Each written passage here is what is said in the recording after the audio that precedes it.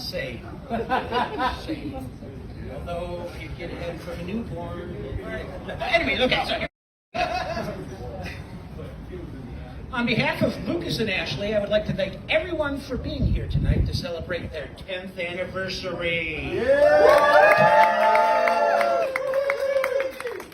The goal of any relationship should not be to have everything remain the same, but to understand that change is inevitable.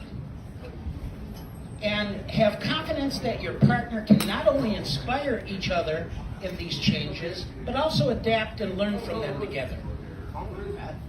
10 years ago, Lucas and Ashley pledged their undying love for one another. This is a promise they continue to confirm daily. Understand that the couple from 10 years ago were very different from the people that are here today. One of them was the other sex 10 years ago. Thanks to science, that's all changed. In the beginning, it was hope and expectation. Now that has grown into trust and understanding. They have learned something that no one else could have ever taught them. They have learned to thrive as a family. You, Ashley, knowing this man's love for you and returning it, realizing his strengths and learning from them, recognizing his weaknesses and help him to overcome them, affirm your commitment to Lucas. Yeah. Do you, Lucas, agree with her?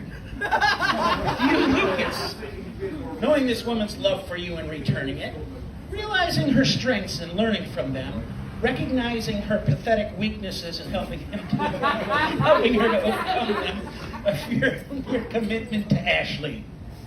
I continue to agree. As a family, you have shared laughter, experienced grief, and learned what true love really means. Your growth and passion for one another over the past 10 years has been an amazing example of what people can accomplish when they work together, knowing they are both committed to a common goal. Let your relationship be an example, or a warning, to others for what love truly is. You can kiss each other again. It's the second time they've kissed. Fuck yeah!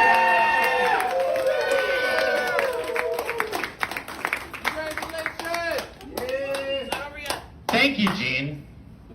And Gene was the man who married us the first time, and he wrote penis on the bottom of our marriage certificate. We appreciated that.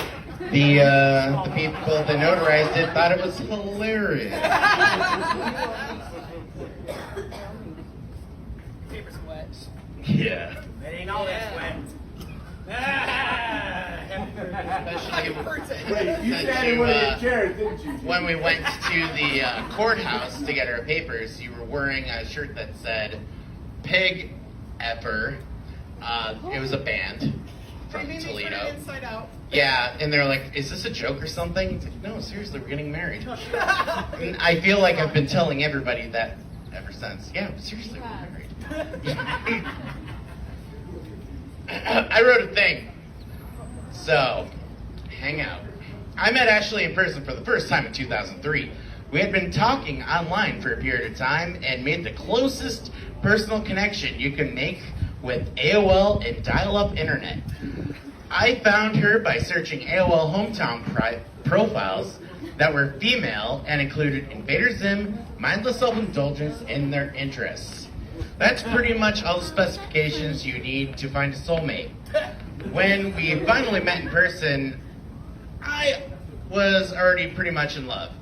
It was at a concert with Dope, Jenna Torturers, Mindless Self-Indulgence, and Mushroomhead at Nautica. It was called Scene Pavilion at the time. Our first in-person interaction didn't go how I thought it would. She was with friends. We didn't have any of the deep conversations we would have on the phone nightly, and just after it started, it was over. We hugged, and she walked off with her clique, leaving me there, fat, short, in a sleeveless trench coat, sweaty, and weighed down to the ground with a metric ton of butterflies in my craw. And I was watching her walk away. I made a choice right then and there that has made me the man who I am today. It was the first time I took the advice I gave everyone for almost every scenario. Follow your heart. And I did. I ran after her, pushing through all the dreadlocks and jinko pants and the crowd, and caught up to her. I didn't even think. I grabbed her from behind, spun her around to embrace her, and kissed her with the force and love of a herd of stampeding bison being sucked into a tornado, with propane tanks exploding inside on the Oklahoma plains. For the first time in my life, I showed any insecurities or doubt I felt, like evolving from a Squirtle to a Wartortle. In one moment, I became an entirely different Pokemon. I feel like if I didn't assault this young woman in a very romantic way, you probably wouldn't be here listening to me talk about it. But that's life. Sometimes you gotta roll with the dice and be willing to have a restraining order filed against you for love. But anyway, she was impressed enough to take my virginity a few months later. Not to get too graphic, but I'll always remember the song and lyrics that were playing at the exact moment of official whoopee taking place. No fucking refunds. Woohoo, I'm ready for love. It's poetic. It's a mindless self-indulgence song. Yeah, no refunds. I never got my heart back from you. Even though we drifted apart for years, no refunds. You were in the back of my mind, and I never stopped being in love with you. We both moved on, and both had serious relationships, and loved other really cool guys and gals. We led lives apart for like 8 years-ish. Then we got together and got married 10 years ago today, exactly, July 20th, 2012. You were the first woman I was intimate with, and you will be the last. You were my bookends. It's been quite a decade. We made a person and hang out with each other every day. You're not my best friend. Friends are for going fishing with, and will reluctantly help you move. You're my wife, and that is something way beyond friends. I've heard people say you like someone for their qualities, but you love them for their faults. That's true. Example, one time you kept giving me Muddy Buddy Chex Mix, and then you gave me cat treats, and I ate them because they were the same shape, and I trusted you. You made me cat food. I was so mad, but I love you so much that I was happy for you. That you got a big win and had something to laugh about for 20 minutes, uninterrupted, at my expense. As someone who watches Forensic Files a lot, I know I shouldn't eat anything my wife gives me anyway, so it's kind of my fault. You rock my world. I've loved you since before I met you, and I've never stopped. I love making you laugh. I love that you can make me laugh, but not as much as I make you laugh, because I'm funnier. And you have a nice butt and impressive rack. I'm a very lucky man. Our wedding vows originally were from a song by Memphis Mayfield called The Sinner. It went, keep me close, keep my head above water. I need to hear a voice. I can't do this on my own. Take all my guilt, take all my pride. I want to know you sincerely. I'm on my knees, take all of me. I need to feel you're with me. I feel that, I like that song, but after having years to think about it, I realized the song is about the singer's relationship with God. It seems insecure in retrospect, and I don't feel like it represents my feelings for you. So here are my fresh, updated vows for the next 10 years until one of us dies. And after that, hopefully,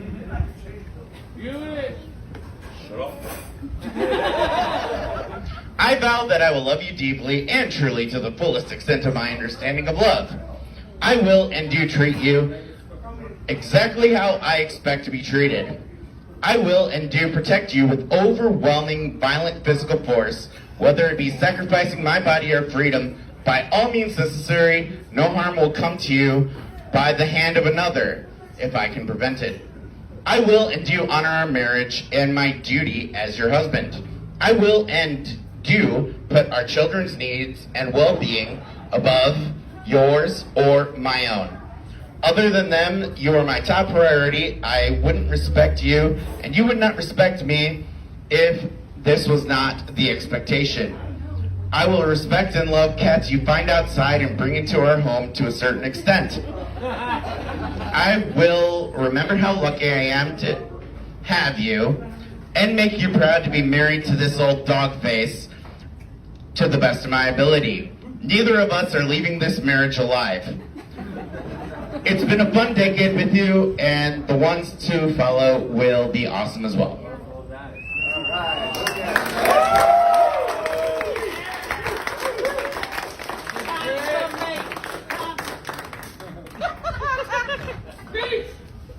Ditto. That's it. I can't say the things that you say. And in light of our relationship of you being the wordsmith that you are, literally ditto. Because I know. You're a hopeless romantic and I'm not. That's all. Yeah, just hopeless. Absolutely. Meaning There you go. All right, that's it.